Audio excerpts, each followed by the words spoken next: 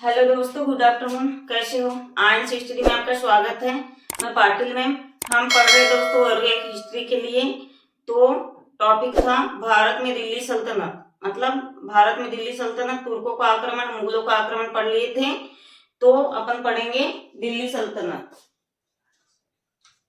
हम पढ़ेंगे दोस्तों, आज का टॉपिक है दिल्ली सल्तनत। अपन पढ़ रहे हैं दिल्ली सल्तनत।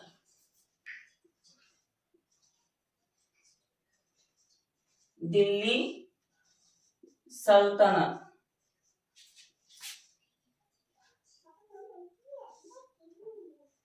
दिल्ली सल्तनत। तो इसका टाइम काल क्या था? इसका टाइम का समय काल क्या था दोस्तों? 1206 से 1526। तो सबसे पहले तो हम थोड़ा कल का पहले रिवाइज कर लेते हैं, तो फिर आज का पढ़ लेंगे। अभी नया टॉपिक पहले कल का रिवाइज करेंगे, ताकि आप भूल गए होंगे तो थोड़ा बहुत आ जाए याद, या फिर कोई कल ना देख पाया हो क्लास तो आज समझ लेंगे। क्या सबसे पहले भारत पर आक्रमण करने के लिए कौन आया था? मोहम्मद गौरी, मोहम्मद गजनी और मोहम्मद बिन कासिम। तो अपन लिखेंगे मोहम्मद गौरी, मोहम्मद गौरी कहाँ आता है? भारत पर लूटने, भारत पर आक्रमण करने। अब लिखते नहीं, हमने कल लिखा लिए थे। भारत पर आक्रमण करने आता है। भारत को पूरी तरह से कहाँ? पंजाब, लाहौर और दिल्ली पे तो पूरी तरह से लूटने के लिए आता है। लेकिन उसी बीच क्या हो जाता है? वो बीमार हो जाता है। कौन? मोहम्मद गौरी। तो फिर उसके बाद कौन आता है? कुतुबुद्दीन ऐबक। तो कुतुबुद्दीन ऐबक क्या करता है? मोहम्मद गौरी की सेवा करता है और क्या करता है? दिल्ली और लाहौर पर अधिकार रखता है। मतलब क्या करता है? नजर रखता है। किसके बदले? मोहम्मद गौरी के बदले में। मतलब पहले किसका शासन था? मोहम्मद गौरी किस लिए आता है भारत? दिल्ली, पंजाब और लाहौर पर अधिकार करने। लेकिन उसी बीच क्या हो जाता है? वो बीमार हो जाता है। फिर कौन आता है? फिर आता है कुतुबुद्दीन ऐबक। तो अब कुतुबुद्दीन ऐबक इसकी सेवा करता है। मोहम्मद गौरी के स्थान पे ये क्या करता है? दिल्ली, भारत और पंजाब, मतलब भारत पर क्या है? अधिकार कर लेता है, नजर रखता है, नियंत्रण रखता है। और कुछ टाइम बाद क्या होता है? मोहम्मद गौरी की मृत्यु हो जाती है। तो अब सत्ता संघर्ष, सत्ता छीनने वाले, अधिकार करने वाले तो कोई बचा ही नहीं। मेन था तो मोहम्मद गौरी था। मोहम्मद गौरी की मृत्यु हो जाती है। तो क्या करता है कुतुबुद्दीन ऐबक? अपना साम्राज्य स्थापित कर लेता है। और क्या करता है कुतुबुद्दीन ऐबक लिखेंगे मोहम्मद गौरी के मृत्यु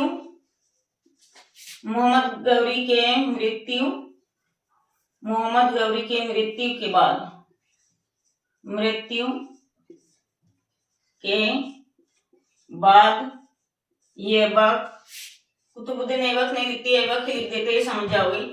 ये ऐबक क्या करता है? दिल्ली, लाहौर और अन्य देशों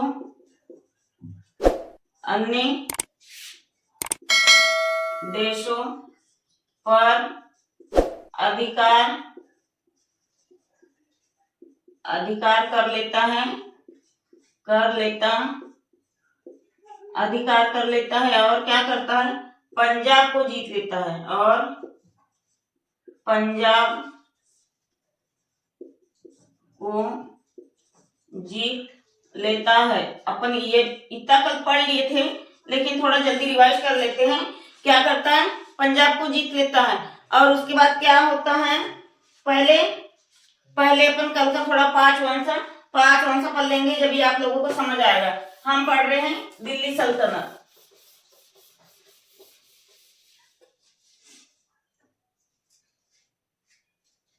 तो इसके अंतर्गत दिल्ली सल्तनत में कुल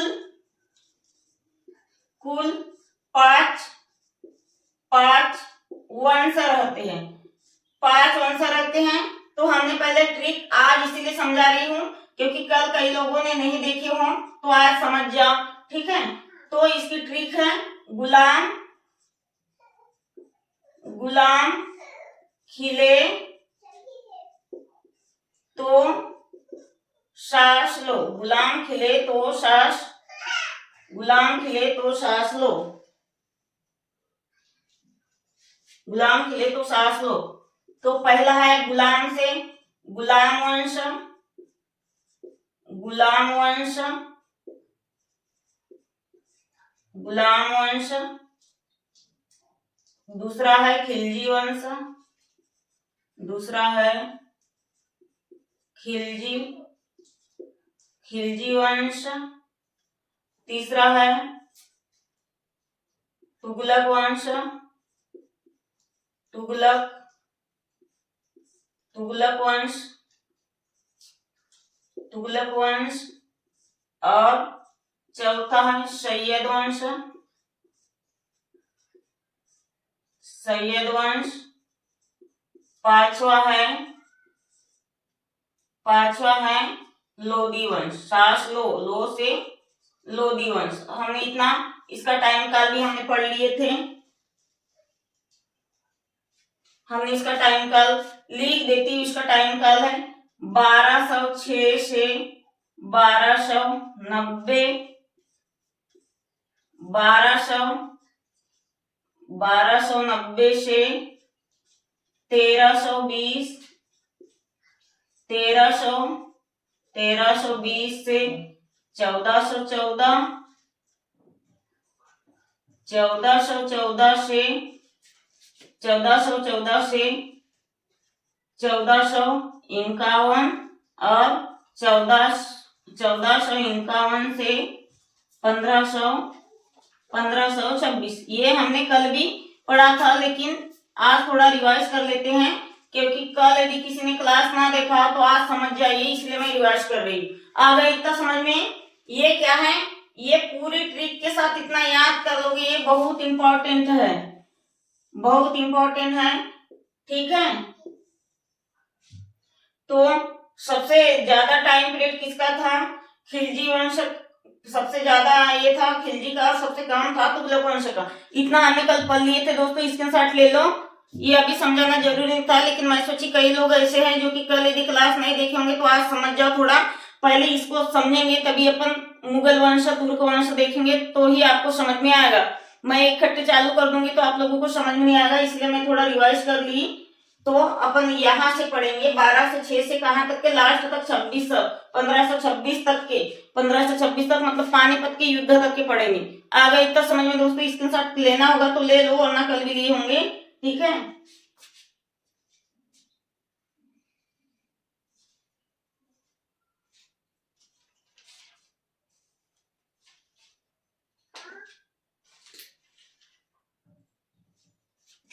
हो गया। गुलाम वंश का सबसे लंबा कार्यकाल रहता है और तुगलक वंश का सबसे कम। तो 5 वंश हमने समझ लिए हैं। अब अपन अच्छे से पढ़ेंगे कुतुबुद्दीन ऐबक।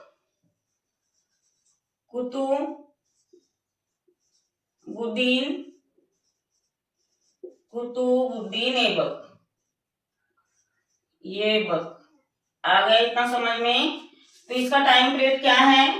1206 से 1210। तो हमने पढ़ लिए थे कुतुबुद्दीन ऐबक एक तुर्क साम्राज्य रहता है और सत्ता संघर्ष के लिए क्या है, दिल्ली, पंजाब और लाहौर पर अधिकार कर लेता है। किसके मरने के बाद में? मोहम्मद गौरी के मरने के बाद में सत्ता संघर्ष के लिए लड़ाई होती है। और कुतुबुद्दीन ऐबक क्या करता है? कुतुबुद्दीन ऐबक सत्ता संघर्ष करने के बाद वैवाहिक के बाद में अपने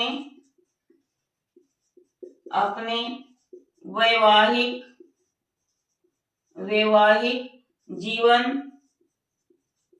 जीवन में प्रवेश करता है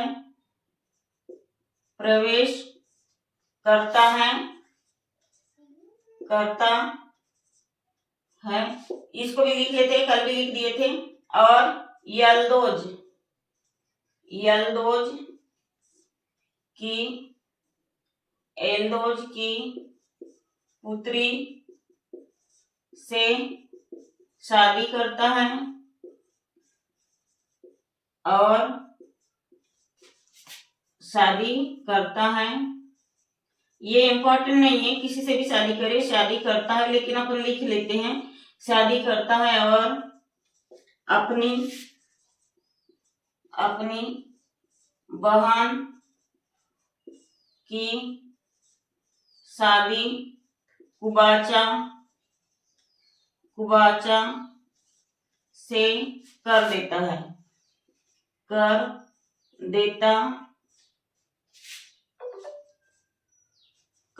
है तथा अपनी पुत्री की शादी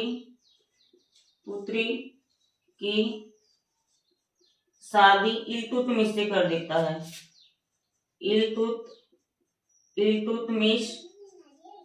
इल्तुतमिश से करता है।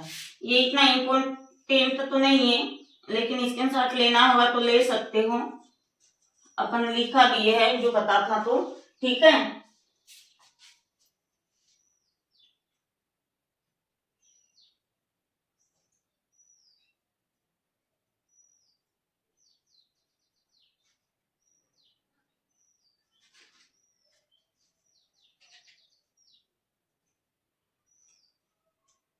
हो गया ना। मोहम्मद गौरी क्या करता है, मतलब मोहम्मद गौरी के मृत्यु के बाद कुतुबुद्दीन ऐबक क्या करता है? कुतुबुद्दीन ऐबक क्या करता है मोहम्मद गौरी की मृत्यु के बाद? ऐबक उत्तर भारत पर आक्रमण करता है, उत्तर भारत पर अधिकार कर लेता है और मुल्तान पर अधिकार करता है, मुल्तान पर आक्रमण करता है।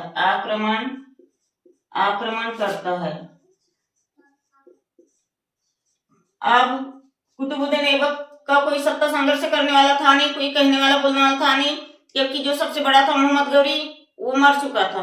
तो अब यह क्या है, कुतुबुद्दीन ऐबक की ही चलेगी।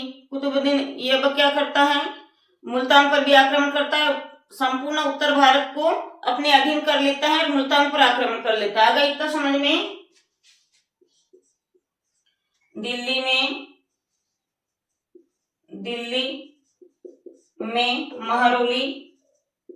महरौली स्तंभ का निर्माण कुतुबुद्दीन ऐबक कर लेता है। ऐबक के द्वारा होता है।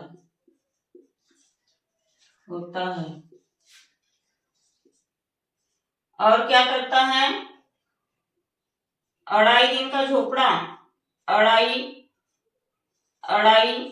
दिन का झोपड़ा अजमेर में बनाता है,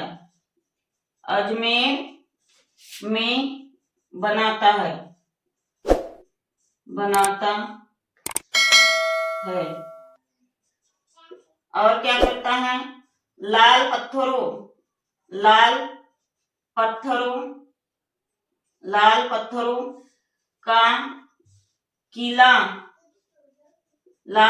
का किला बनवाता है।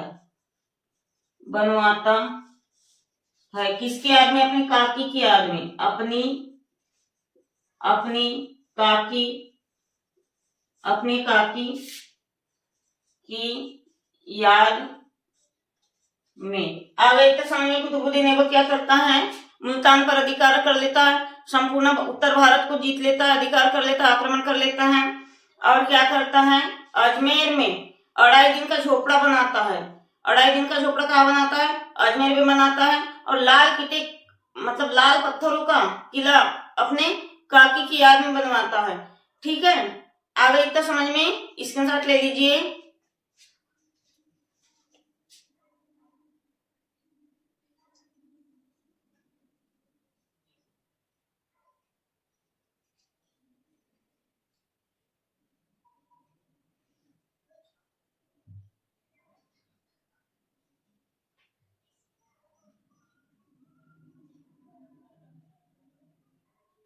हो गए ना?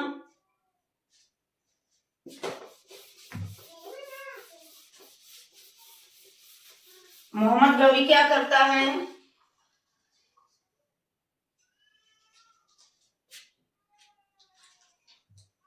ये वक्त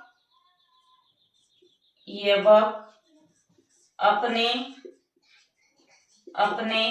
मालिक के रूप में, एबक ने अपने खुद को अपने मालिक के रूप में क्या है? काय की उपाधि धारण की? शिल्प सलाहकार की। शिल्प सलाहकार की उपाधि धारण की।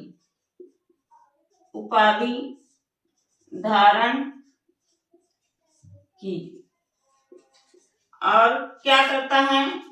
यबक के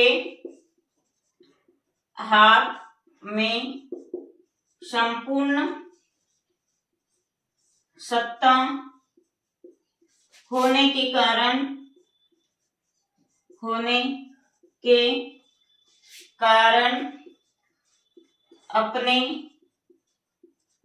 अपने नाम के सिक्के ही नहीं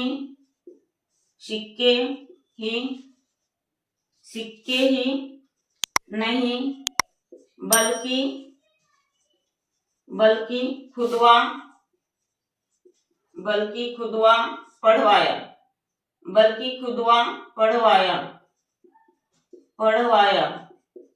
1210 में लाहौर में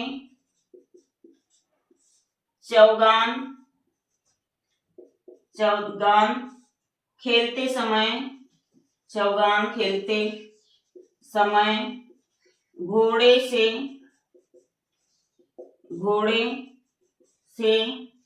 गिरकर ऐबक की मृत्यु हो जाती है।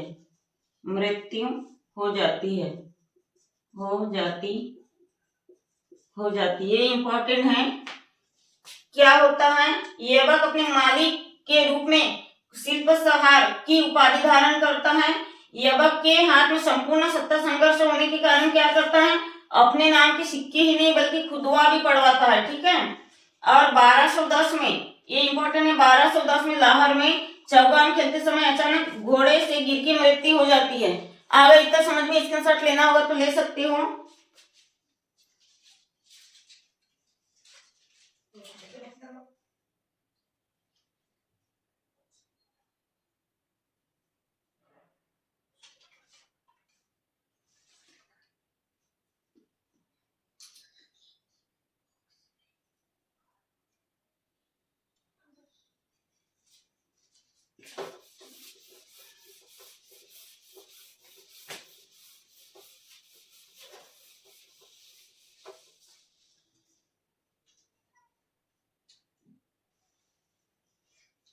हम लिखेंगे यल्दोज और कुबाचा के प्रति उसकी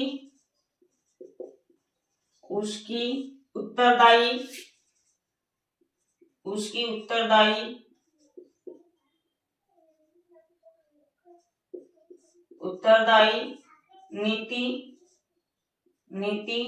राजनीति थी।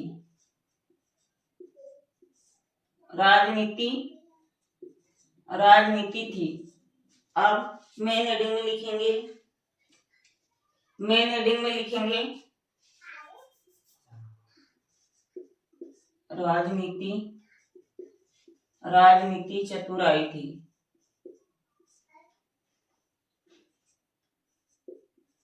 चतुराई थी। अब मेन हेडिंग में, मेन हेडिंग में लिखेंगे ऐबक, ऐबक को लाख बख्श, लाख, पता नहीं दिखेगा या नहीं, हर शायद से लिख लेते हैं, बोल के लिख लेते हैं, तो दिखेगा नहीं तो समझ जाओगे। ऐबक को लाख बख्श, लाख बख्श, बख्श या पील बख्श, पील, ऐबक को लाख बख्श, बख्श या पील बख्श भी कहा जाता था, कहा जाता था। अब लाख बख्श क्यों कहा जाता था? क्योंकि वह, लाख बख्श क्यों कहा जाता था? क्योंकि वह लाखों का दान करता था, लाखों का दान करता था, लाखों का दान करता था। तो लाखों का दान करता था, इसीलिए लाख बख्श, लाख, लाख बख्श, लाख बख्श। और दूसरा है पील बख्श, यानी वह घोड़ों, घोड़ों का दान करता था, दान करता था, इसीलिए कौन सा? पील बख्श, पील बख्श यानी घोड़ों का दान करने वाला, पील बख्श। ठीक है, आ गई तो समझ में? ऐबक को लाख बख्श, पील बख्श इसलिए कहा जाता था, लाख बख्श यानी वो लाखों का दान करता था, पील बख्श यानी घोड़ों का दान करता था। आ गई इतना समझ में? अब इसके बाद आएगा आराम शाह। आराम शाह का शासन कब से कब तक के रहता है? स्क्रीनशॉट ले लीजिए। आप लोग देखते हो लेकिन सब्सक्राइब नहीं करते हो। आप जितने जल्दी सब्सक्राइब करेंगे और क्या है, शेयर वेयर करेंगे, लाइक करेंगे, कमेंट करेंगे, थोड़ा संख्या दिखेगी तो हम बहुत ही जल्दी आपके लिए डिजिटल बोर्ड में एमसीक्यू क्वेश्चन, पीवाई क्वेश्चन, जितने भी आए हुए हैं एमसीक्यू क्वेश्चन, पीवाई क्वेश्चन, वो सब करा देंगे। लेकिन आप थोड़ा अपनी संख्या बढ़ाइए दोस्तों, संख्या बहुत ही कम है। इतने कम संख्या में क्या है, हमको पढ़ाने में इंटरेस्ट नहीं आता। आप ज्यादा से ज्यादा मेरे चैनल को सब्सक्राइब करिए और एक दिन में ज्यादा नहीं तो 2 या 3 ही लोगों को शेयर करिए। आप अपनी संख्या बढ़ाइए ताकि हमें भी पढ़ाने में अच्छा लगे और मैं थोड़ा और भी ज्यादा देर तक के पढ़ा सकूं।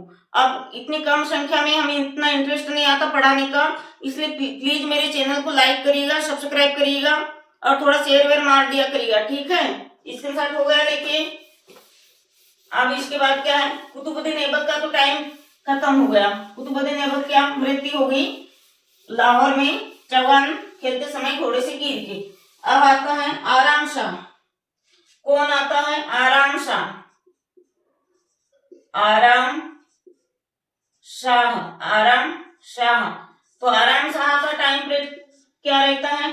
1210, 1210। तो आराम शाह सिर्फ 1 वर्ष के लिए आता, सिर्फ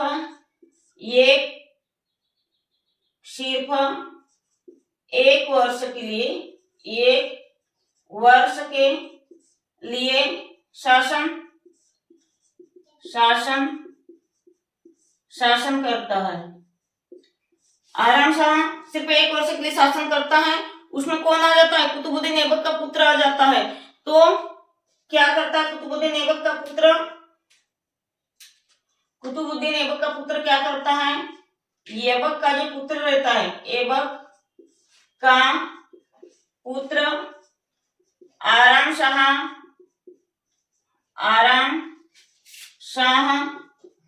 का विरोध करता है, का विरोध करता है और उसे पराजित कर देता है, और उसे पराजित कर देता है। कौन? कुतुबुद्दीन ऐबक का जो पुत्र रहता है वो उसे पराजित कर देता है, विरोध करता है। मतलब कुतुबुद्दीन ऐबक का जो पुत्र कहता है कि मेरे पापा के मरने के बाद जो भी सत्ता संघर्ष है मेरे नाम पे मैं चलाऊं, इसमें आराम शाह का कोई रोल काल नहीं है। तो ये सोच के आराम शाह कुतुबुद्दीन ऐबक का पुत्र क्या करता है, ऐबक का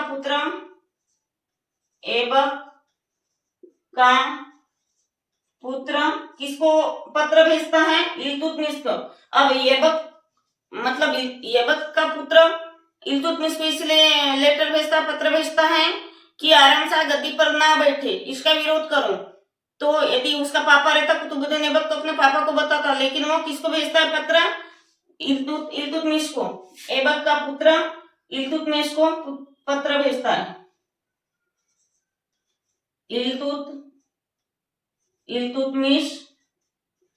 इल्तुतमिश को पत्र भेजता है, पत्र भेजता है, पत्र भेजता है। अब इल्तुतमिश को क्यों पत्र भेजता है ऐबक का पुत्र, क्योंकि इल्तुतमिश क्या होता है, उसका शाला होता है। ये कुतुबुद्दीन ऐबक की पुत्री की शादी इल्तुतमिश से हुई, तो कुतुबुद्दीन ऐबक का बेटा उसका कौन लगेगा, जीजा साला का रिश्ता है। तो उसने किसको पत्र भेजा, इल्तुतमिश को, मतलब अपने जीजाजी को पत्र भेजा कि अब पापा तो नहीं रहे, पापा के बदले मैं सत्ता संघर्ष करना चाहता हूँ। तो बीच में कौन आता है, अड़ंगा कौन डालता है, आराम शाह, इसलिए आप कुछ करिए। ऐसा करके किसको पत्र भेजता है, कुतुबुद्दीन का बेटा इल्तुतमिश को। फिर क्या करता है, इल्तुतमिश आता है। तो इल्तुतमिश का टाइम पीरियड क्या रहता है, इल्तुतमिश फिर आता है। तो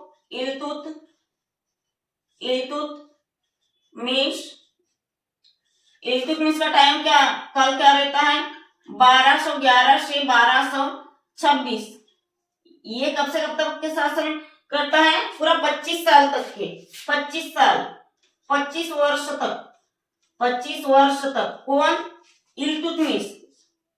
आराम शाह सिर्फ 1 साल तक की सत्ता संघर्ष की लड़ाई लड़ता है, शासन करता है।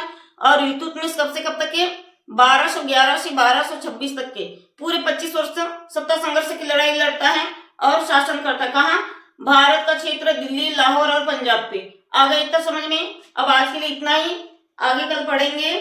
और आपको और कोई टॉपिक पढ़ना हो हिस्ट्री वर्ग 1 का तो आप कमेंट से कर सकते हो, और यदि मैं पढ़ाती हूँ समझ में नहीं आता तो आप मुझे कमेंट से कर सकते हो। लेकिन मेरे चैनल को सब्सक्राइब करने में आपको कोई प्रॉब्लम होती हो तो आप प्लीज कमेंट से करिए। आप लोग सब्सक्राइब नहीं करते, अपन इतना अच्छा कंटेंट दे रहे, आप लोग जितने ज्यादा सब्सक्राइबर करोगे और क्या है व्यूअर्स से बढ़ाओगे, ज्यादा से ज्यादा लोग जुड़ेंगे तो हम बहुत जल्दी आप लोगों के बीच में डिजिटल बोर्ड लाने वाले हैं और PYQ MCQ सब करा देंगे। लेकिन प्लीज आप अपनी संख्या बढ़ाइए, इतने कम संख्या में क्या है हमें इंटरेस्ट नहीं आता। बहुत ही अच्छी अच्छी क्लास होगी, फ्री में देंगे यूट्यूब में, वर्ग 1 की तैयारी पूरी फ्री में देंगे। ठीक है, आज के लिए इतना ही, धन्यवाद।